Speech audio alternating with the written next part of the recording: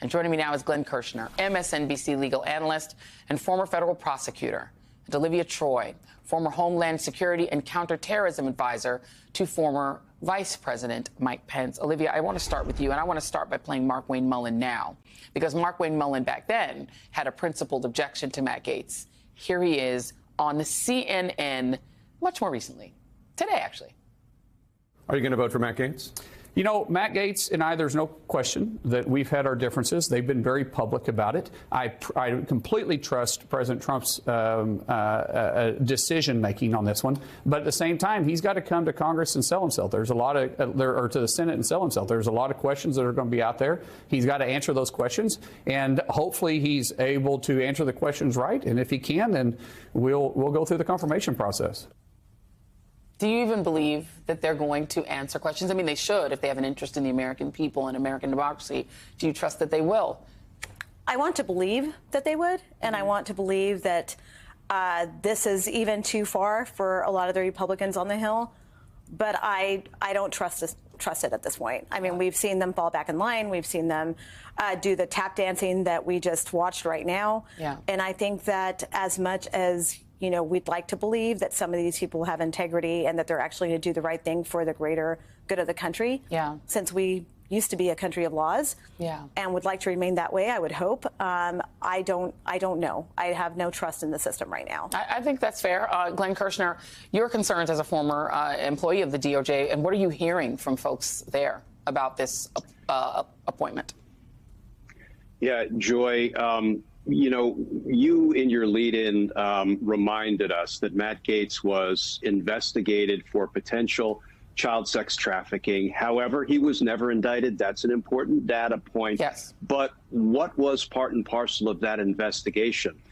The FBI prepared a sworn affidavit with evidence that satisfied a federal judge that there was probable cause to believe there was evidence of crime in Matt Gaetz' cell phone, issued a search and seizure warrant, and his phone was seized. It's not like this was some kind of a witch hunt. This was based on evidence. And as you say, he's still being investigated by the House Ethics Committee. I see this, Joy, as calculated by Donald Trump to send a message to the good people at the Department of Justice, 110,000 strong, the men and women, and I was proud to be one of them for decades, doing the people's work, attorneys and support staff who care about honesty, integrity, ethics, the rule of law, and allegiance to the Constitution. This is Donald Trump sending a message to them that y'all might as well just get out now while the getting's good, because look at who your boss may soon be,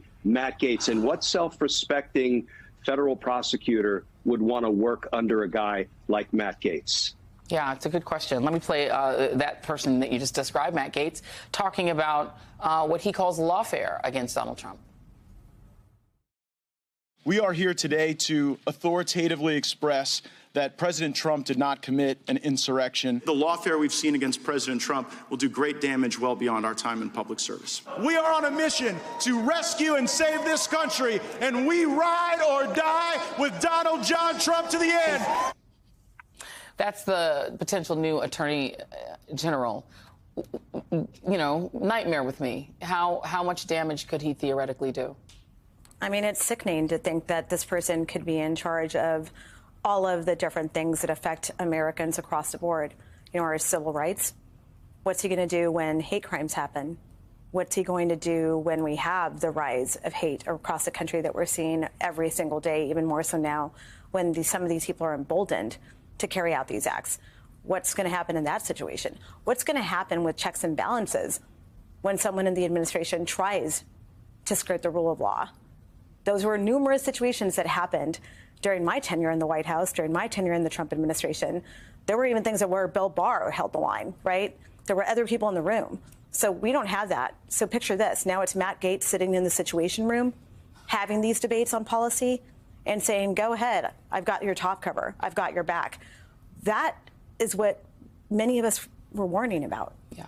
This is the worst case scenario, to be honest. And I think Glenn is right. I've worked with a lot of the people at DOJ and the people that serve in the FBI under DOJ. I mean, this is just really alarming, and I wonder whether there'll be mass resignations, and that really actually worries me even more so, because what does that department look like going forward? It's frightening. And the thing is that, if you just go through all of the picks here, it's Marco Rubio, who will be a sycophant as Secretary of State. He's shown that.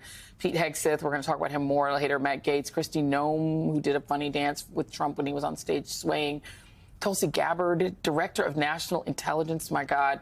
US 9/11 conspiracy theorists. Yeah. So, yeah. I mean, we're talking Really Mike Huckabee, Elise Stephano. I mean, this is not a cast of greats. John Radcliffe, CIA director, Elon Musk essentially put in charge of parts of the government, cutting government. He couldn't be president because he wasn't born in the United States, but he isn't, and he has no government experience, but he essentially is going to be in charge. Do we have, I mean, let me just play for you, because the idea that senators would say no, that they would say no, that John Thune, who's going to be the new Senate Majority Leader, will somehow try to block this.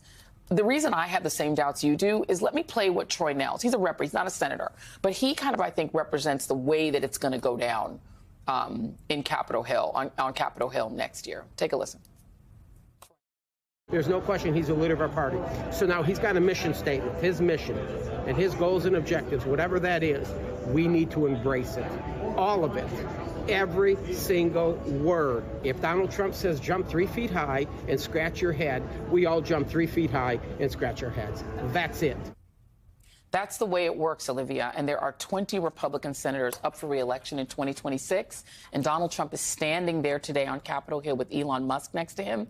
The implied threat being he's got billions of dollars in Twitter. Do what I say or you don't have a job.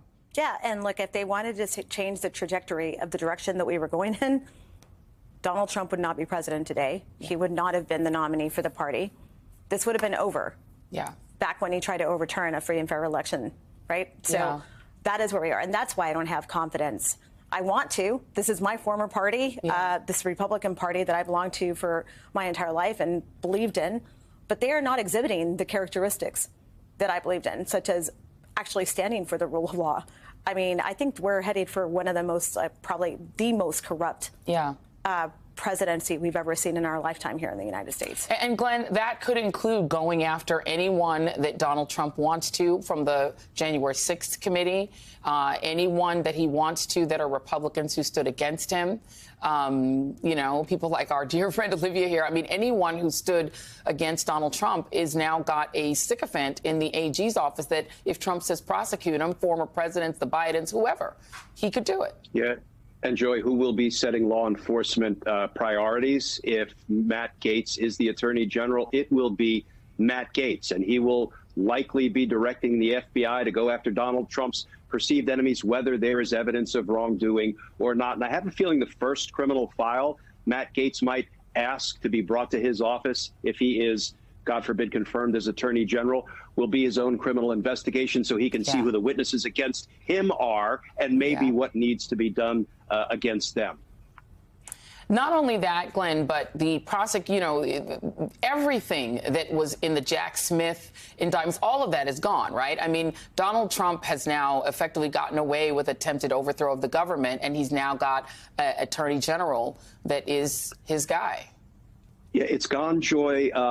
It's gone in as much as we're probably not going to see criminal prosecutions. The reporting is Jack Smith is winding them down. Let's hope he's also gearing up to issue a fulsome special counsel report that reveals everything, including a lot of the information and evidence we don't know about yet. At least it will be saved for history and posterity, and a Matt Gaetz and a Donald Trump won't be able to just get rid of it altogether. Yeah, we shall see. Glenn Kirschner.